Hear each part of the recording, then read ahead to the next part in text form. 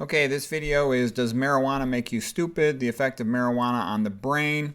Marijuana is being legalized in many states and locations, and it's likely that the frequency of marijuana or related substances will increase, as will the complications. In my personal experience of having gone to junior high, high school, and college, where people abuse these substances, is they go downhill. They underperform over the course of their lifetime. They often have a amotivational like syndrome where they're not motivated to do anything except use marijuana and go to rock concerts. And I had some guys who from my high school dropped out of college and they went to follow the Grateful Dead rock and roll band. I've seen athletes who abused it and their performance was less than predicted. Maybe it impairs their endurance or their motivation. What are the potential benefits of it?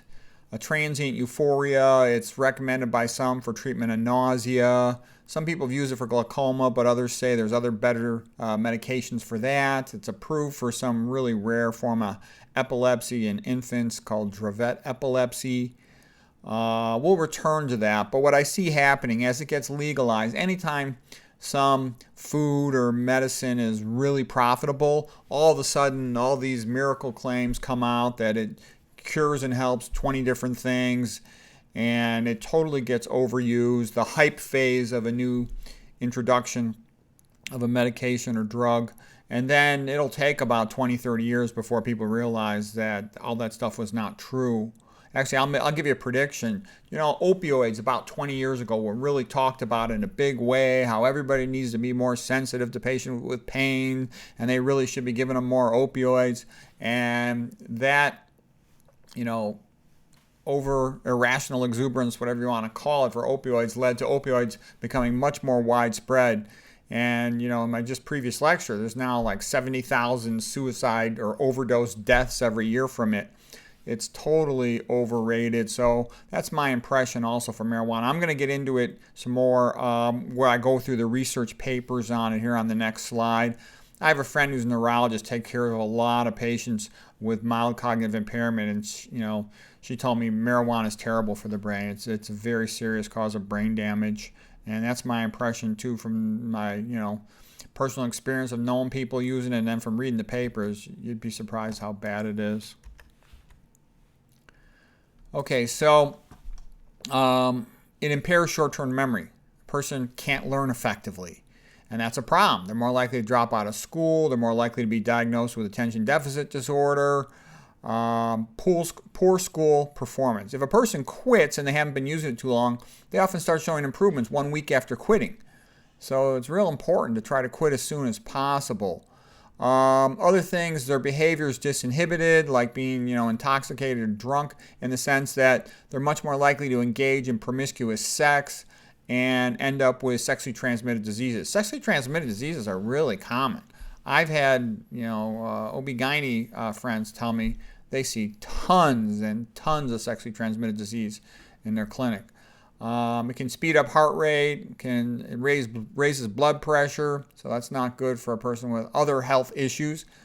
Impairs coordination, it impairs judgment, they have a slowed down sense of time. It impairs executive function, slower processing speed. Basically, it decreases your ability to react to a situation. They have a significantly increased risk of getting in car crashes, so that's pretty dangerous stuff. Dropping out of school, getting a sexually transmitted diseases, crashing one's car, and potentially being seriously injured. Not good. Scleral injection decreases intraocular pressure, but according to the so-called experts, there's better treatments for glaucoma.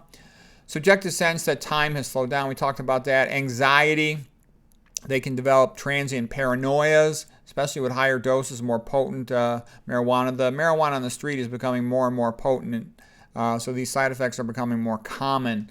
It can cause a transient psychosis, especially with the higher dosages.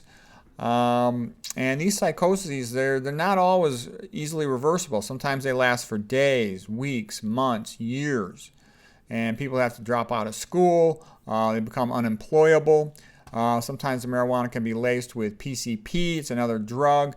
And this can cause acute psychotic breakdowns.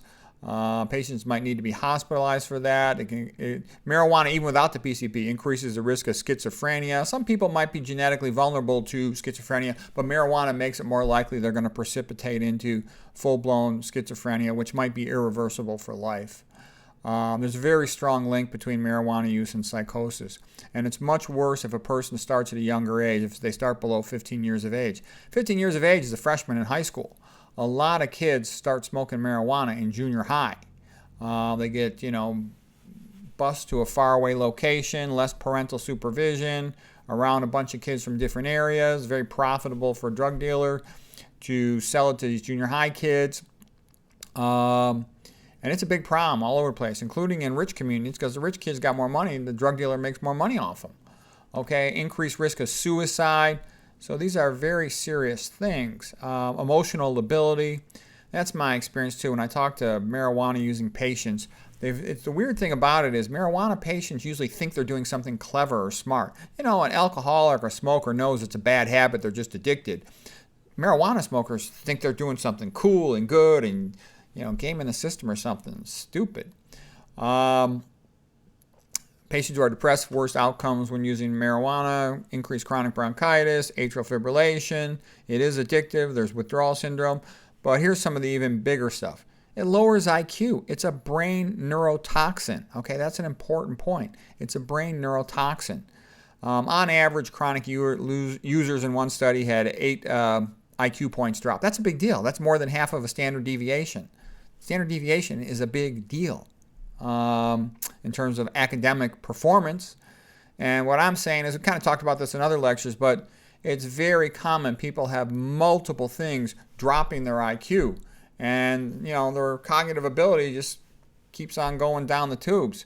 You start out with a kid, the mother doesn't breastfeed, the kid's got F- water, given a cell phone at a young age, holding it up to its head, obsessed with the social text messaging rather than, reading a book, watching TV all the time, going to a lousy school, eating the sad diet, then put on ADD or other psych meds. You've got all these things, just eating all this processed food with all the stimulants, the glutamate, the caffeine, all these things just damaging cognitive function. The best thing to do would be like Adam and Eve, but with indoor plumbing and heating. And you're seeing these modern persons that, have numerous things knocking off a whole standard deviation of their IQ. And, that's why they don't have much cognitive function. They followed up marijuana users through into their 30s, and they'll have lowered lifetime achievement, lowered lifetime satisfaction, lower income, quite often unemployment, criminal behavior. It's all bad. A couple other thoughts on marijuana in the brain. A lot of teenagers and other users, they think it's a harmless pleasure. No. It causes brain damage. It makes you stupid. It causes psychological damage. It predisposes you to major potential problems, worsening depression, anxiety, and schizophrenia, psychosis. Okay, its plant name is Cannabis sativa. It interacts with the cannabinoid receptors, CBRs. There are endogenous analogs, chemicals like the THC, the active ingredient, tetrahydrocannabinol. Let's see. All right, it's a gateway drug. They'll often, end up doing more substance abuse. So some of the references here are kind of interesting. Like, for example, cannabinoid cause modulation in the mTOR pathway, and that leads to downstream effects that can be blocked with an NMDA blockade for that receptor. The reason that's interesting to me is we're now getting into stuff that affects the glutamate pathways, like in the hippocampus, the memory synapses with long-term potentiation. So what I'm saying is, I'll study this some more, but I'm seeing a very frequent repetitive pattern here.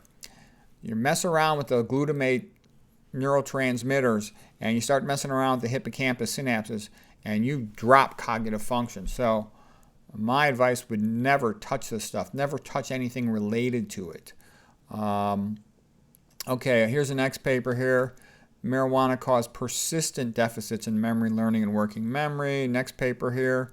Long-term cannabis users had impairment in memory and attention, and these were persistent. The more years they used it, the worse. They had decreased vocabulary, decreased ability to remember anything, decreased ability to learn anything, decreased ability to estimate time. Whatever way you tested them intellectually, they always did poorly, worse than expected.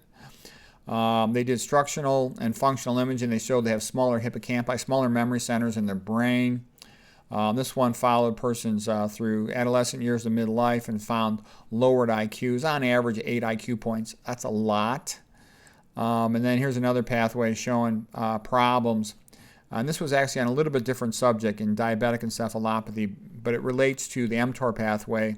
And it's just another reminder, mTOR is involved in cognition. I'm going to have to read about that, but mTOR is somehow related to the glutamate long-term potentiation pathways as well. So that's something I'm curious to read about in the future. So anyways, bottom line, marijuana is bad for the brain. Smart move is to avoid it completely. And don't listen to all the advertising that's going to come out in the near future about how wonderful it is. It's all going to be, in my opinion, probably mostly untrue just to sell it.